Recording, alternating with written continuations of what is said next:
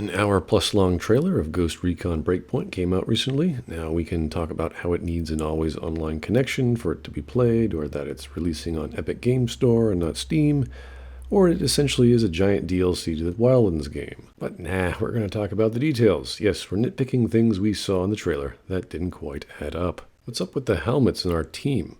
The lack of people wearing helmets on our team of the Ghost Recon guys, even though helmets have been a staple in the series, is kind of odd. Now this is also in the box art of Wildlands, so it's no surprise that the current game would have a standard look for all your characters, a visual choice to show their heads and faces, and that's all good and true if you're going to emotive drama of your characters. But when you see the player character one-shotting opponents in the head who are wearing helmets, it kind of removes the believability just a touch. Are helmets relevant at all in war? You could equip them in the previous games. I'm quite sure Spec Ops, the best of the best and all that, would know the importance of helmets. Hiding in the mud. While this looks like a good tactic and mechanic, and I think it's a cool idea to have a camo system associated with the stealth system, we see this character running away from pursuers after he's been shooting at them. He then starts crawling under a log and then has two pursuers walk around him. Then he rolls around in the mud and stays still. This happens almost right before said two other opponents just walk past him. What, they didn't see or hear anything during this whole behavior in the daytime? Do they have a really obstructed view in those helmets? The scene could have worked, but maybe if those opponents weren't just steps behind a quickly moving, fully geared guy running around in the forest during a firefight. Hey, I don't know, let's add a silencer to our gun. Why wasn't this on the entire time? You're running away from pursuers and you decide to now be quiet about it because you're going inside a building. You're supposed to be doing things secretly, quietly, stealthily, like a ghost. Why wouldn't the large lethal weapon that goes bang be the first thing you keep quiet? A female ghost picks up and EpiPens a comrade in the chest. It's one thing for a woman to pick up a man of that size, and how a woman became a Spec Ops soldier, I have no idea. Yes, that's a sexist statement, but it's reality. It's another to do it while both are wearing full backpacks and gear. Typical weight of a modern soldier is 60 pounds of a pack, and it's even more for a Spec Ops. So that's at least 120 pounds and the weight of her large teammate, and she just picks him up. I mean, I guess that's how this woman got into Spec Ops. She's just a machine. And why couldn't she just drag him to a safe space? What was the whole process of picking him up for? She then does this gaming mechanic of sticking a needle into someone and they come back to life. Okay, fine.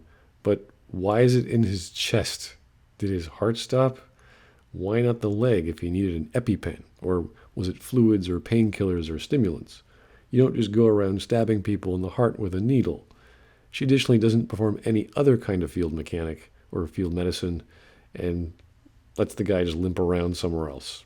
Great. This could have been a great little simple storytelling scene where your characters or your teammates thank you or like you more for helping them out in the field, but that's just me pursuing my own interests. CQC. In a firefight, the female Spec Ops gets hit with an explosion, and the next scene is her running up to a guy who's just standing there and doing all sorts of maneuvers to stab him, when she could have easily just shot him in the head, while everyone else who's attacking her just stands around and waits for her to finish.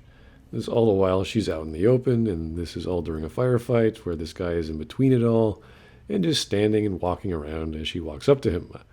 I guess he wasn't paying attention the entire time when all his friends were getting shot at. I guess they really want to show off how badass women are. Who knows? Some stuff surprised me, like this guy just coming out of nowhere. I guess he really was a ghost, even on our team. Or the player character just leaving Team B to fend for themselves while he keeps exploring. Or your own drones just flying off instantly. Or your team having a dune buggy in a forest. I mean, that's nice and stealthy. But it was a demo, so they had to show stuff off as much as possible. Now, these mechanics do look good. It feels a bit like Metal Gear Solid 3, maybe with the removal of bullets or objects, the setting of bones, the cleaning and sterilization of wounds, and then bandaging them.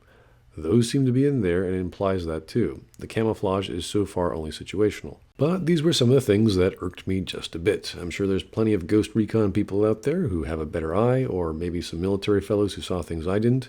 Feel free to tell me what stuff didn't seem too accurate, was different from the normal Ghost Recon formula, or was just too video gamey for your tastes. Thanks for watching and have a great day.